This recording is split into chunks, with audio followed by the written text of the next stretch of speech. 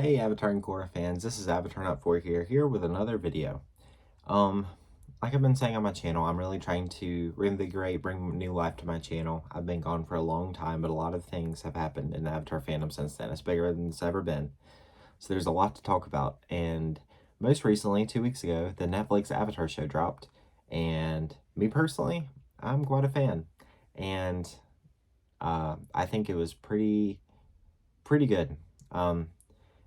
But you can see my thoughts, comments, negatives, positives about that. Me and my brother got together. We binged it all in a day. I binged it twice.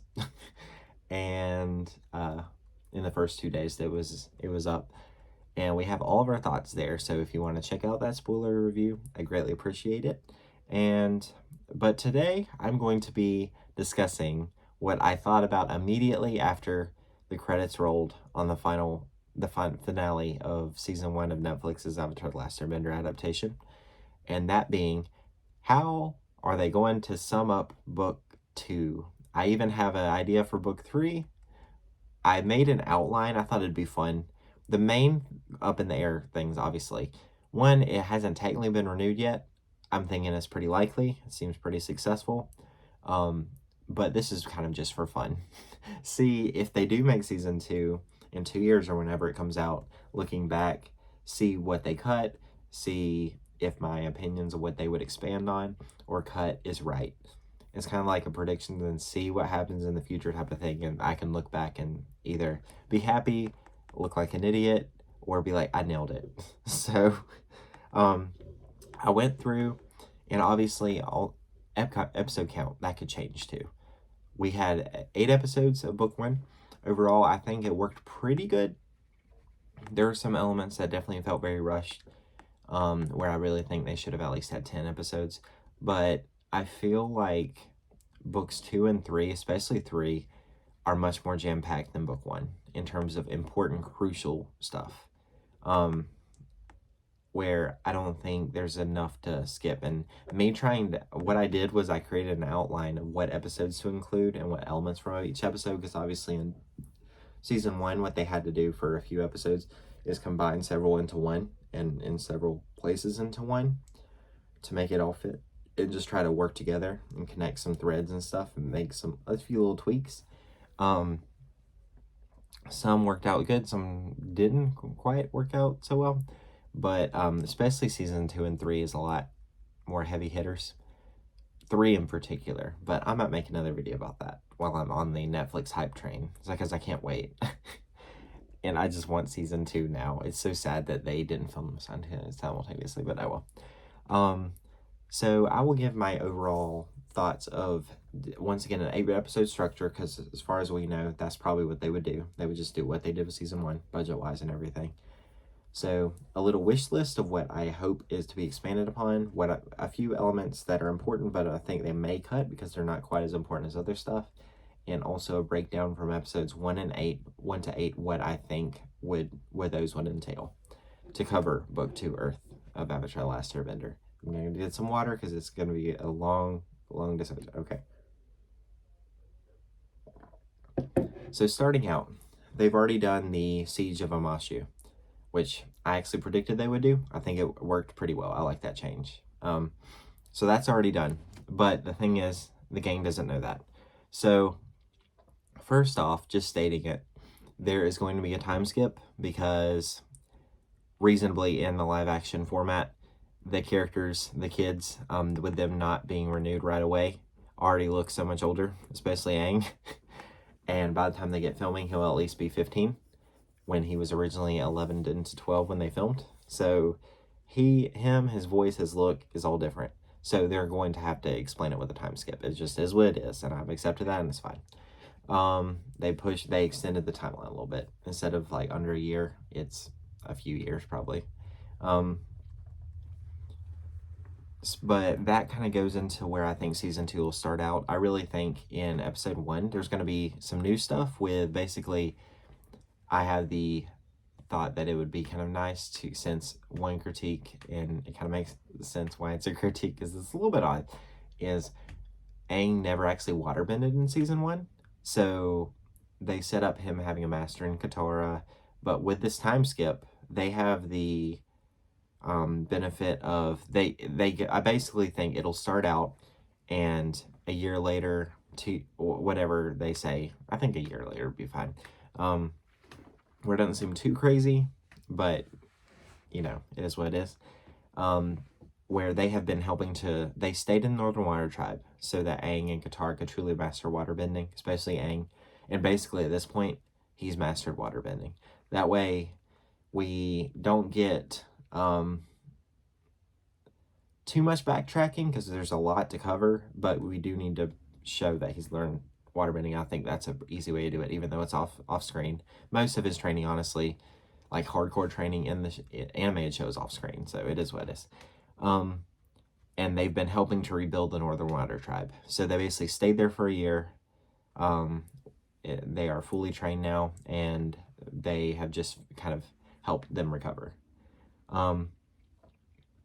Then, meanwhile, they take off to Omashu. They return to Omashu, and that's basically where they run into Team Azula, Mai, Ty Lee, and Azula. We have that confrontation. Aang has the talk with Bumi about needing to find another earthbending teacher. Basically, that whole episode is what they'll find when they return to Omashu, obviously. Then, so that's basically episode 1, I feel. Maybe throw in a scene with Zuko and Iroh, but I'm not entirely sure what yet. Episode 2, you just need to get right into it because everyone wants Toph, and I think it's okay to skip because they already did a few elements of it in the Spirit World, the Swamp episode, which is mostly the important stuff there. Is really a lot of it is just their character stuff, like them experiencing some of their past failures and stuff. Besides that, you would have like Avatar Day. They already kind of somewhat did that a little bit with the Kyoshi episode in book 1. What else is there? The Avatar State. I feel like you could weave that in somewhere else. I don't think it's necessarily worth it because Zula's already been introduced, so it's not that big of a deal. Let's see. Yeah, I think basically you skip to Blind Bandit. You see, and that's basically give that the whole episode, basically what happens. And then Toph joins the group, and then we keep going. Then immediately in episode 3, you hit Heart of a Bitter Work, and meanwhile, the B plot will be Zuko alone. So Zuko's dealing with his past trauma of thinking back of his mom, and you get more Zuko backstory, which I'm really hoping they nail because they nailed it. In my opinion, that's the best additions in book 1. Him and Iroh's relationship and what they did with Ozai and Zula, pitting Zula and Zuko together or versus each other, that was great. Basically, I feel like Zuko would have all those flashbacks knowing now what he knows about Azula. It would all just come back to him and what he's dealing with for the past year. And then while those are going on, Azula and Mai and Ty Lee, there's a C plot where it basically ends with becoming the chase. Very similar to how it happens. You see Aang earthbending, meanwhile Zuko alone's happening, and then it ends with the chase. Everyone comes together. It's a big, almost mid-season finale moment. Zuko finally faces his sister after all this time, and it would be so much so epic if that's their first time ever seeing each other, knowing what he knows now. He would go all out, and it would be a great moment.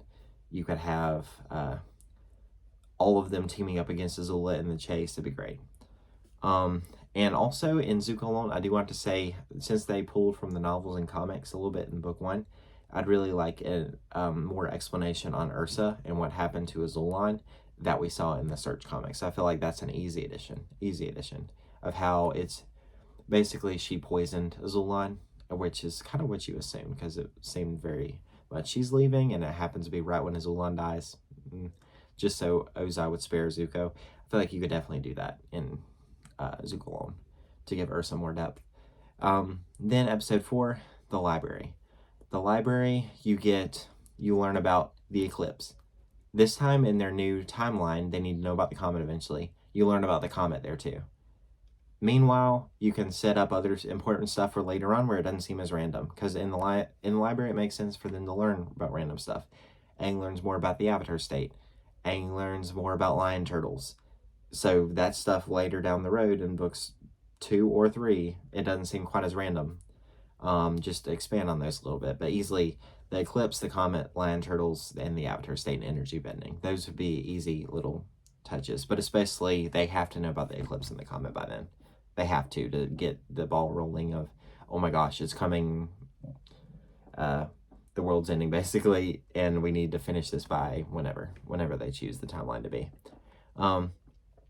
Then you basically go into, I really think, just for the sake of time, the desert stuff, I feel like I had to cut something. That's what was hard, because I was getting to the point where Ba Sing Se is so important and you need several episodes to really flesh that out. I really thought 3. So at that point, I was just like, there's so much ground to cover. And I was like, the desert, it sucks because Aang really has a lot of moments with Appa missing. But I really think for the sake of moving things along in this show, if they stick to 8 episodes, it already feels rushed in what I've already come up with, in my opinion. And you can't have Appa gone for the sake of time for that long. So I really would just skip that, honestly, and just move straight into Serpent's Pass, getting to Ba Sing Se, and then the drill right when they get there. I think that'd be an action-packed episode. It'd be great. Suki be reintroduced. Then in episode 6, you have Tales of Ba Sing Se, the Zuko and Iroh stuff. So the most important ones, where Zuko learns to be a little bit more himself and human in the city, and seeing also what the impact that the war has had on other people, and which can start getting him to think about and changing sides. And meanwhile, Iroh can have being in the back of the place of Ba Sing Se. Even we've definitely expanded on his depression after Lu Ten's death with the funeral scene. Once again, it's an amazing scene. One of the best additions, both him and Zuko's stories in book 1 of the Netflix Avatar show. Maybe we see more of Lu Ten. We actually see flashbacks of Iroh as a war general, like full on Iroh, and like basically him being back at Ba Sing Se triggers these of his siege of Ba Sing Se. It just makes sense to me to expand that. And that's basically the main plot while in Ba Sing Se. Meanwhile, the City of Walls and Secrets stuff, where the gang is getting their house, getting involved with the Earth King and Judy and all that stuff. All that stuff is happening. So basically everyone is in Ba Sing Se. Zuko, Iroh, and the gang. That's basically fills up that hour easily of storytelling. Then episode 7, you have Lake Laogai and the Earth King. So right after that, you really just have to keep it rolling with Lake Laogai and the Earth King. You get into the hypnotizing stuff. You can bring Jet back. Basically, it plays off like it does, and then they have to convince the Earth King, and they basically end up going their separate ways, welcoming Azula and gang as Kyoshi warriors, disguised into the city.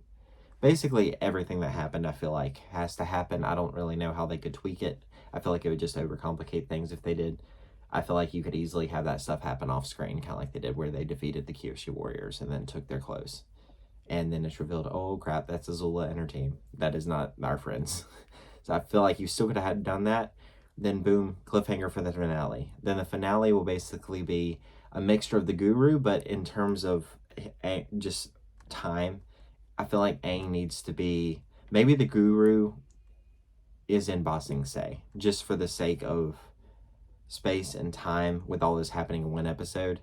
Because you have to have Guru and Crossroads of Destiny. I feel like everything with Zuko, Iroh, and Azula can happen early on while Aang is doing all the chakra stuff. And no side missions for anyone, just because, for the sake of time. Sokka doesn't get to go with Hakoda. I just don't see any time for them to leave the city and come back in one episode and still have time for everything. So basically, all this stuff still happens, but it happens in or around Ba Sing Se. Then, obviously, Crossroads of Destiny, and it ends like it does in the original. I already mentioned a few things that I hope are expanded on when they came up in terms of like what episode they were adapting. Really, there's a few more things that I think would be cool. expand on the Dai and their creation, because we know they were created by Kyoshi. I feel like that'd be cool because Kyoshi had a big part in book 1, so I feel like being there, they could easily show a quick flashback of her creating the Dai or more information on that. That'd be cool. Flashbacks from Iroh's siege of Ba Sing Se, including Lieutenant. I already said that. Maybe even actually seeing Lieutenant die and his immediate reaction, like Iroh's. That could be pretty powerful. Expanded role for Suki. I love Suki in the first season, and I want more of her. Maybe like a few sprinkled elements of them throughout the season, what they're up to, and then basically we see them confront Azula and them, and we never see them again. That's how they set up how they be defeated them. But more of them definitely, possibly. Then a little bit more of Toph's backstory. Actually seeing it, we have to see her training with the Badger moles and stuff. So more of that, definitely. Toph.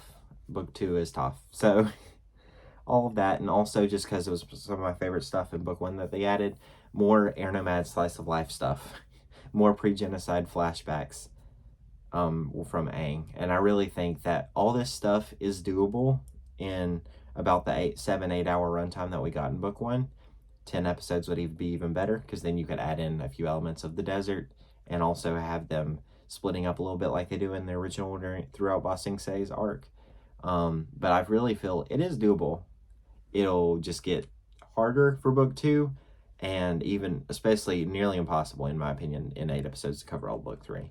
But hey, we'll see what they're doing. And like, comment, subscribe. Once again, check out my me and my brother's reaction and also review of the whole entire spoiler review of book 1 of Netflix's Avatar: The Last Airbender. Like, comment, subscribe. What do you want to see? What do you hope doesn't get cut? What do you think can get cut in book 2? It's certainly ramping up, and those are definitely the heavy hitters, and it'll be interesting to see what they cut if it ends up getting renewed. So yeah, stay tuned for more videos, and thanks for watching.